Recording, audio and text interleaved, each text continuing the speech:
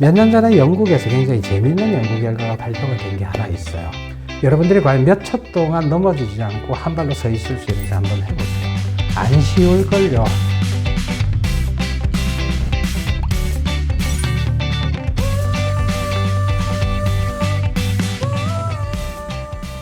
여러분 안녕하세요. 오늘 여러분들하고 이제 당뇨병 환자분들의 운동요법에 대해서 말씀을 좀 나누려고 생각을 합니다. 어떤 내용을 여러분들하고 좀 이야기를 하고 나중에 질의응답에서 좀 토론을 하고 하면 좋을까를 좀 고민을 했어요. 그래서 대신에 여러분들이 많이 궁금해 하시는데 이렇게 강의를 따로 준비가 되어 있지 않은 분야가 뭐가 있느냐를 좀 찾았고요. 그 중에 하나가 이 운동요법이 아닌가 하고 제가 생각을 했었어요. 그래서 오늘은 당뇨병 환자분들이 이제 운동을 어떻게 하면 가장 좋은지 하는 것에 대해서 여러분들하고 한 30여 분 정도 말씀을 나누도록 그렇게 하겠습니다. 환자분들이 이런 이야기를 해요. 아유, 선생님 운동 좀 하세요. 운동을 하셔야 배도 좀 들어가고 근육도 좀 좋아지고 그렇게 하죠. 이렇게 말씀을 드리면 박 교수, 난 이거 일을 하는 게 이제 몸을 써서 일을 하는 거기 때문에 따로 시간 내서 운동 안 해도 나는 운동하는 거하고 똑같아 이렇게 이야기를 하세요. 대부분의 일의 특성상 아주 제한된 숫자의 근육만 반복적으로 쓰게 돼 있거든요. 나머지는 이제 쓰지 않아요. 그러나 우리가 운동이라고 하면 유산소 운동 같은 경우에는 전신의 근육을 다 쓰게 돼 있거든요. 그리고 근육을 쓰는 정도도 다르다는 거죠. 그래서 그냥 일을 하는 것이 운동을 대체할 수는 없다 라는 걸 분명히 제가 말씀을 하나 드립니다. 여러분들 잘 아시는 유산소 운동이라고 하는 것은요, 우리 몸의 큰 근육을 리드미컬하게 움직이는 운동, 산소를 많이 소모하는 운동, 이렇게 정의를 할 수가 있는데, 유산소 운동을 하게 되면 세포 속에 미토콘드리아의 숫자가 늘어난다. 미토콘드리아는 아시는 분들은 아실 겁니다. 이게 배터리하고 똑같습니다. 세포 속에 세포를 움직이게 하는 배터리라고 생각을 하면 되는데, 이 배터리의 숫자가 늘어나면 세포의 활동 기능이 좋아지겠죠. 생명 현상에서 굉장히 중요한 부분이고요. 그 다음에 이제 우리 몸 안에 여러 가지 대사 과정에 관여하는 산화 효소들의 숫자도 늘어난다. 그러면 신진대사가 원활해진다는 뜻으로 여러분들이 이해를 하시면 돼요. 결국 이런 여러 가지 과정들을 통해서 폐기능도 좋아지고 그 다음에 심장의 심박출량도 좋아지고 이것 때문에 우리 몸의 면역 기능도 좋아지더라 라고 지금 밝혀져 있습니다. 여러분들 아마 당뇨병이 있으신 분들은 유산소 운동만 귀에 못이 박히도록 이제 들으셨을 거예요. 가장 뒤탈 없이 문제 없이 해낼 수 있기 때문에 당뇨병 환자분들이 유산소 운동이 강조가 됐던 거고요. 실제로 만성질환을 치료하고 예방하는 데 있어서는 근육을 키우는 근력 운동이 효과가 더 좋다는 것을 여러분들이 기억을 하셔야 됩니다. 자, 그 다음에 유연성 운동과 균형 감각 운동이라는 게 있어요. 여러분들 나이가 50이 되면 이 어깨가 잘 스트레칭이 안 되고 아픈 증상을 우리가 50견이라고 이야기를 하죠. 우리 몸의 모든 관절에 그런 증상이 다 생기는데 정상적인 노화 과정 때문에 이게 딱딱해져서 그런 증상이 나타나요. 평상시에 이렇게 스트레칭을 자주 해주신 분들은 부드럽게 유지가 될 수 있다는 거죠. 그래서 굉장히 중요하다는 거 이제 이해를 하실 거고요.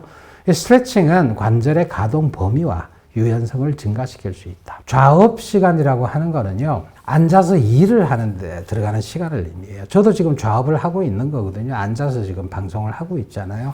여러분들이 어떤 업무를 하거나 일을 할 땐 다 앉아서 이렇게 일을 하는데 몇 년 전에 영국에서 굉장히 재미있는 연구 결과가 발표가 된 게 하나 있어요. 일주일에 영화를 몇 편이나 보시느냐를 설문조사를 한 거죠. 그러고 나서 몇 년 동안 그분들을 관찰을 해서 누가 많이 사망하느냐를 봤더니 일주일에 영화를 많이 보면 많이 볼수록 일찍 죽는답니다. 그게 좌업 때문에 그래요. 영화를 보는데 달리기를 하면서 볼 수는 없잖아요. 모르겠어요. 요즘 넷플릭스 같은 거야 뭐 앞에 기계 앞에 붙여놓고 볼 수는 있겠는데 장시간 앉아 있는 경우에는 가급적 30 내지 40분마다 일어나서 짧게 활동을 해주는 게 좋겠다. 자, 운동부하 검사라는 게 있어요. 우리가 영화나 이런 데 텔레비에서 보면은 이 가슴에다가 전극을 붙인 다음에 달리기 하는데 위에 올라가서 달리기를 하는 게 있잖아요. 그게 운동 부하 검사입니다. 굉장히 정밀한 검사인데 이걸 하게 되면은 평상시에는 우리가 알 수가 없었던 관상동맥에 와 있는 동맥경화증의 정도를 우리가 알 수 있다. 그래서 장기간 당뇨병을 앓았던 경우는 이 검사를 운동을 하기 전에 할 필요가 있고요. 그 외 다양한 종류의 당뇨병 합병증이 이미 발생되어 있는 분들도 제대로 운동을 하시기 전에 운동부와 검사를 할 필요가 있다. 자, 유연성과 균형 감각 운동이라고 하는 것은요, 유연성 운동은 근육과 근막의 신축성을 향상시키고 관절의 움직이는 범위를 늘려주는 것들이다. 이게 따뜻할 때 하면 더 효과가 좋기 때문에 이 온욕이라든지 온찜질, 아픈 관절에 온찜질을 하고 나서 실시를 하게 되면 효과가 더욱 좋다라는 말씀을, 이게 굉장히 중요합니다, 여러분. 균형 감각 운동은 여러 가지 지금 해놨는데, 뭐 태극근, 기공 이렇게 돼 있는데요. 제일 여러분들이 하기 쉽고 효과적인 게 외발석입니다. 이 그림에 나와 있는 것처럼. 여러분, 이게 무슨 운동이야? 이래 생각하시죠? 나중에 방송 끝나고 나서 여러분 한번 해보세요. 손을 저렇게 할 수도 있고 손을 펼 수도 있거든요. 어쨌든 저렇게 해가지고 한 발을 들어서 여러분들이 과연 몇 초 동안 넘어지지 않고 한 발로 서 있을 수 있는지 한번 해보세요. 연세가 50대를 넘어가시는 분들은 15초, 20초 이상 하기 어렵습니다. 만약에 이제 20, 30초가 충분히 되는 분 같으면 눈을 감고 외발로 서보세요. 얼마나 서 있을 수 있는가. 굉장히 쉽지 않아요. 이게 실제로 해보면 이 발과 다리 쪽 있죠. 다리 쪽의 근육을 끊임없이 강하게 움직여가면서 균형을 잡을 필요가 있거든요. 그래서 굉장히 효율적인 운동이 된다. 그럼 운동은 이제 언제 할 거냐? 당뇨병 환자분들 이야기인데, 많은 환자분들이 새벽에 일어나서 아침 식사하기 전에 산에 등산하고 내려갔다 오시고 그러더라고요. 의학적으로 볼 때 굉장히 위험한 겁니다. 저혈당이 올 수가 있다. 특히나 저혈당이 오고 날이 어두운데 산을 올라가는 것도 올라가는 거지만 내려올 때가 굉장히 위험한데, 운동을 마치고 내려오는 시간에 혈당이 떨어져 있으면 굴러 떨어지거든요. 많이 다치고 많이 뼈가 부러지는 분을 제가 봤어요. 그 시간에 하는 거 아닙니다. 원래 당뇨병 환자에서 가장 좋은 운동 시간은 식사하고 나서 소화가 다 될 시점인 1시간부터 해서 3시간 요 사이입니다. 요때 운동을 하시는 게 가장 좋은 시간이다 라고 기억을 좀 하시고요. 만약에 이제 합병증이 동반이 되어 있을 때 우리가 어떻게 조심해야 되느냐. 이 심장혈관에 동맥경화증이 있어서 상태가 안 좋을 때는 반드시 운동 전에 정밀검사를 받아서 그 상태를 많이 알아야 되고요.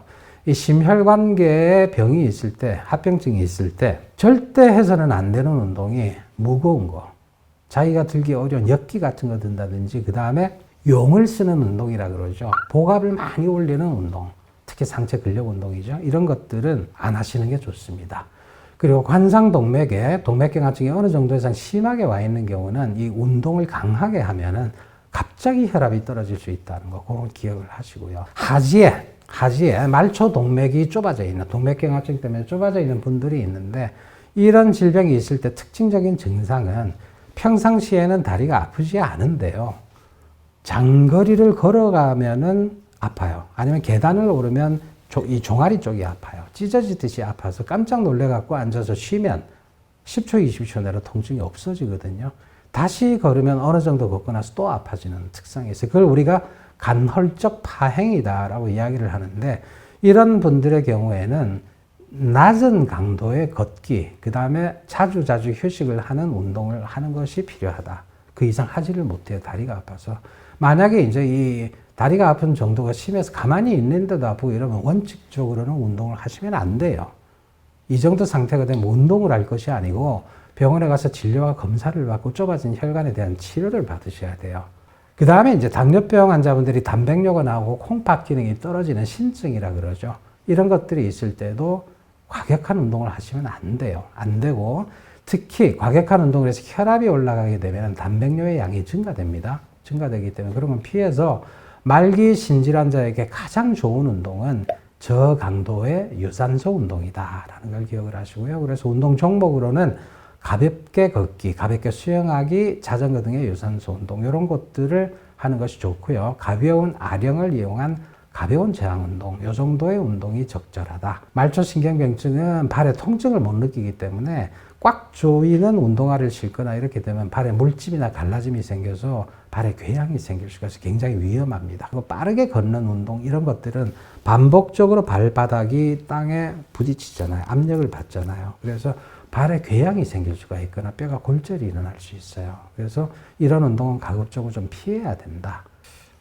그 다음에 자율신경병증은 아마 우리 환자 여러분들 이거 잘 모르실 건데, 이 우리 몸의 섬세한 기능을 조절하는 자율신경계가 있어요. 교감과 부교감 신경이 있는데, 당뇨병을 오래 앓은 경우에는 이 부교감 신경의 손상이 잘 나타나거든요. 그래서 운동 후에 고혈압이나 저혈압, 잘 발생을 합니다. 그리고 체온 조절 기능이 떨어지기 때문에 너무 덥거나 추운 환경에서 운동을 하게 되면 쇼크에 빠질 수가 있겠다. 자, 운동 시 꼭 알아야 될 것들 말씀을 드립니다. 운동 직전에 혈당 측정을 꼭 하고 운동이 종료되었을 때 혈당 측정을 해야 되는데, 운동 전에 우리가 혈당 측정을 했을 때 혈당이 250을 넘거나 70보다 낮은 경우에는 운동을 하지 않는 게 좋습니다. 이 고혈당일 때는 운동을 하면은 혈당이 더 올라가는 일이 생기고요. 여러분들 생각이 훅 떨어질 것 같이 그럴 수도 있는데, 운동 강도가 조금만 강하면 훅 하고 더 올라가 버립니다. 그리고 낮은 경우에는 운동을 하면 더 떨어져서 위험할 수가 있겠죠. 70에서 100 사이인 경우에는 사전에 간식을 좀 드시고 운동을 할 수도 있습니다.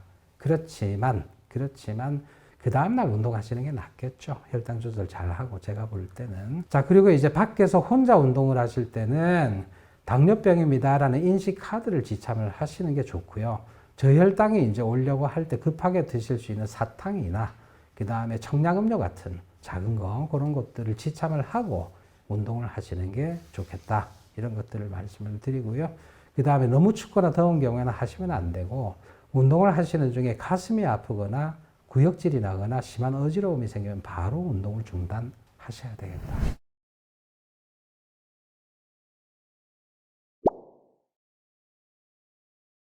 네, 질문이 초코송이 냠냠냠님. 예, 좋은 질문이신데 오늘 강의의 내용을 질문하신 것은 아니네요.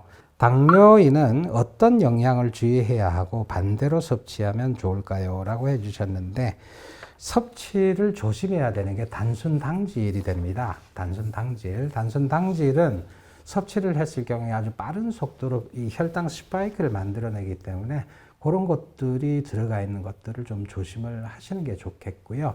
그거 외에 반대로 섭취하면 좋은 음식 같은 경우는 특별히는 없어요. 특별히는 없고 골고루 섭취하시면 되는데, 채소류, 섬유질이 들어간 채소류가 아주 좀 도움이 될 거라고 생각을 합니다. 네, 여러분 끝까지 참여를 해주셔서 감사를 드리고요. 저는 또 공부하러 가보겠습니다. 여러분 참여해 주셔서 감사합니다.